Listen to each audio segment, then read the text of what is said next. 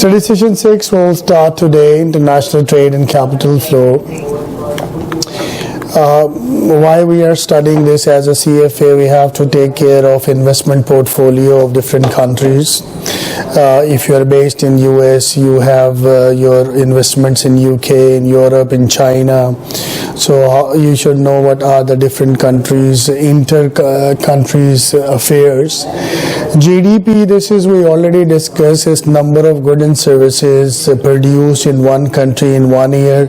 If your GDP is higher, means you have high economic growth and you have good demand and supply equilibrium. GNP is the value of goods and services produced by a country citizen. So always there is a difference between GDP and GNP. Suppose there is an American national who lives in UK, so he is actually contributing to UK's GDP, but on GNP level he is contributing to his country as well. In terms of differences, the income of citizen working abroad, non-citizen working in this country, and the other difference is income to capital owned by foreigners, foreigners capital owned by the citizens. So these are two scenarios that will build, and always GDP is a better measure in terms of measuring the economic growth of a country. When we do international trade, we have certain advantages and disadvantages, benefits and some kind of compromises. Benefit is you have lower cost to consumers of import. So a lot of things, if you buy especially from China, from Far East, you will find that locally produced stuff is expensive. So you should import. It will save some cost. Of course, it has some other disadvantages as well. Higher employment, wages and profits in export industry. So if you are an export-based country like China, you have lot of orders to serve all over the world. So you will produce. When you will produce, you will have a demand. Demand will stimulate some kind of employment. You need housing, you need education, you need skilled worker. They need hospital, they need markets, they will go for shoppings. So that's why export-based countries, they are more into high level of employment. Cost is displacement of workers and lost profits in industry competing with import goods. So if you are an export-based country, you are just exporting, you will see on one hand it's very good for you because a lot of money is coming in your country, but on the other hand, importing country is on the losing hand. If it is not that way, they have planned properly the balance of import and export. That is the day of discussion that we have to see that how to control the stuff.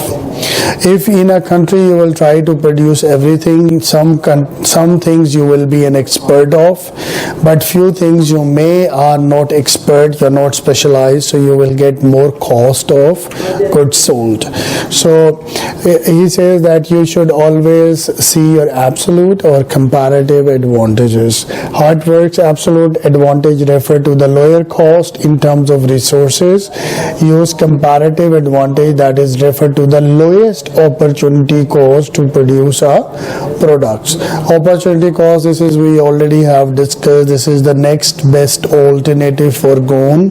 So how you utilize your resources better way as comparative advantage. Absolute advantage is always in terms of lower cost.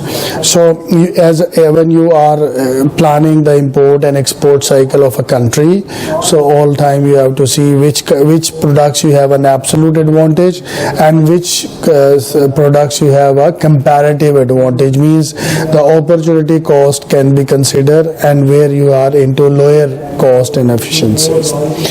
Law of comparative advantage says trade makes all countries better off. So maybe Chinese are good in engineering, Europe is good in terms of agriculture, you say Africa is good for fruits, so every country has some natural resources that we have to see. Each country specializes in goods they produce most efficiently and for trades for other goods. That is also a good point. Outcome is increased worldwide output and the wealth, with no country being worse of, so if you are talking about globalization, you are thinking about one nation, one people, one bank, one demand, one supply, then this concept will be really good in terms of trades. We have one example for comparative advantage. This analysis was first published by David Ricardo in 1817. He used the example of this. If you see, this is labor cost per unit for two countries for two products, just to compare the comparative advantage. England, when they make clothes, it costs them 100, and wine, when they make, it costs them 110. Portugal 90 and 80. So if you compare these two, here the cost of cloth is less in Portugal, right? And the cost of wine is also less in terms of in comparative of the England. So he says the cost of labor to produce 1 unit of cloth and 1 unit of wine for both countries is this way. Ricardo argued that in absence of trading cost, England should trade clothes for wine, and by doing so get wine for 100 instead of 110. So he has to be very smart, like he can trade one thing and get another thing. For example, if I am England, I have if I buy here wine from Portugal and I will focus myself on clothes, it will be a benefit for my economy because I will get a comparative advantage. So this is the same as I showed you. Let's move forward. We have production possibility, frontiers. What is that curve? A production possibility frontier curve shows in a production style that what is the best point of production. For example, this is the best line. This is a border, you know. As a country, we have to define what is our limit. So this is our limit as a curve, you know. Anything inside means we have underproduction. Anything above is you will be having an excess production. So when we compare about trade, import and export, production possibility curve is really important to understand. We have to see that what are the gains for trade for the economy in terms of one country and other country, you know, because just we discuss about comparative and absolute advantage. So how it is going to do is you have machinery, food with trade and without trade, means two countries, so they will see the result when they are importing and exporting, and two countries when they are not importing and exporting, they are doing by their own self. So just for example, he took machinery without trade 18 million, 7 million, and total is 25. Food is this way. With trade, you have a volume of 20 million. Food, you have a volume of 6 million. Okay, because you know you have to see that which product you expertise in. You know, for example, one country good in engineering, they should focus on engineering, and if they are not good in food, so they should try to import from that country where they are good in food. You know, this is so you can see that with trade, your total volume for machinery has increased because you are renowned as a manufacturer. People like you. Suppose you are made in the USA and people are buying all over the world because you are specializing, so trade volume has increased. And in terms of food, you can see you are almost matching the same needs because the total of these two countries are always same. In terms of model of trades, we have different model of trade. One is the Ricardian model. Ricardo is economist. He says that labor in economics when we study economics, that there are 4 factors of production. Means everything that we do, we need labor, we need the capital, we need land, and we need a mind that is called entrepreneur. who will capitalize all this stuff, right? So according to Ricardian model, he says that labor is only the factor of production, right? He don't consider other factor of production. So comparative advantage depends on relative labor productivity for different goods. In terms of Hacker model, he said that two factor of production like capital and labor. So full economics says four factor of production, but every school of thought consider their specific in economic model. So for HO model we have two factors, for Ricardian model we have one factor. Under the HO model, there is a redistribution of wealth between two factors of production due to international trade. So what you have as a money and labor, you will invest, people will get the wages, and this will be go on cross level. So this is two factor of production due to the international trade. If you have trade, you will have more manufacturing, you will have more labor employed, so you will have more money coming into. That is the advantage of international trade, that your market demand, your demand of country become a global demand curve. If you are suppose KFC, McDonald's, Pizza Hut, they are not only producing for US, they are producing for the whole of the world, because they have become a global demand. So if you see from engineering point of view, from other point of view, there are countries, they have a brand, for example Samsung, Apple, that is produced somewhere in other country, that is packed in some other country. So which country is giving you a relative or absolute advantage? You are going for the further investments and using of capital. Price of more abundant resources will increase if we will use this model, and the result in the wealth transfer with the country from a scarce resources to abundant resources. This will be the effect of the trade itself. Let's talk about trade restrictions. It's very important. Nowadays in EU we have a crisis called as refugee crisis. That there are a lot of inflows. How to handle this? Some countries says they are not going to handle. Some countries says we will handle. Right? So, but this is, we know that if there are a lot of people will come in the economy, you don't have enough resources, you don't have planning, it will be a problem. So for that we have to protect ourselves through putting trade restrictions.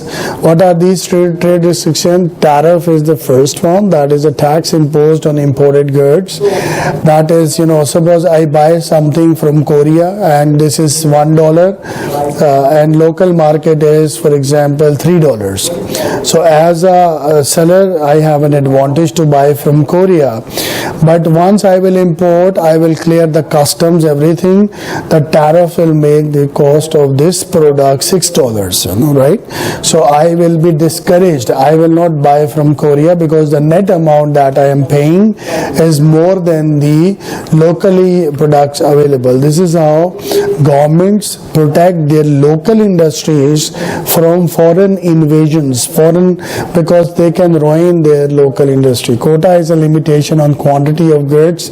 Export subsidies are payments. So government gives subsidies, for example taxes, low taxes, free electricity, and somehow other reliefs in terms of raw material discounts. Minimum domestic content specify required proportion of the product content to be secured domestically. So we want to domestically protect our infant or a new industry which cannot compete. For example, you cannot compete Pizza Hut if you are a small manufacturer in any country, because their marketing economies, their capital, their other human expertise, technical expertise are really big. So if you are a local manufacturer of pizza, you will close if they will come in the market, right? So when you will close, okay, multinational companies, they have a brand, but they use the local resources. For example, they will hire the local people, they will hire the local raw materials. So it is mobilized, it is good. But the local other businesses is going to close, because they will not be able to compete these big names. When we do voluntarily export restraint, means sometimes two country friendly way, they sit together and they say, look, we are a small country, you are a big country, so your export or to our country is harming our industry, so you should not do this, and we will agree that you will not sell in this country. That is the voluntary export restraints. In terms of capital restrictions, what is capital restriction? Suppose the big countries, they have big money. If they will start injecting in other countries, so this country will be monopolized by their money, right? So every country try to protect the local industry from capital injections. Means you cannot transfer a certain amount of dollars in Nigeria, for example, because that is, and even they cannot send a certain amount out of Nigeria for buying certain goods. Nigeria is just an example. There are other countries. Restriction on flow of capital, outreach prohibitions, corrective taxation. You will try to put some taxations. Restriction on the repatriations. Restriction decrease economic welfares. And short-term benefit for developing countries will reduce volatile capital inflows and outflow. So if you're a small country, you have a stock exchange, big countries or big groups will start injecting, buying the shares, will monopolize the markets. So that will not be in the interest of the country itself. That's why they will put certain capital flows. Long-term cost of isolation from global capital market you have to pay. Those people who are part of global community like EU or NATO or some other, ASEAN or NAFTA, they get a trade benefit from each country. But those countries, those are not into, they are having a lot of issues of isolation. This is the equilibrium. You have a domestic demand, you have a domestic supply, where you intersect there is a surplus and there is a tariff, right? This side is a producer surplus, and this will be a revenue for the government. Then you can see this scenario is import with protection. So it is a larger area, and import with this is QS2, QST is with protections. Without protections, you will have a bigger market. This is how it goes. If you will try to put protections in your country, you will have a smaller portion, that is here tariff revenue, because it's restriction.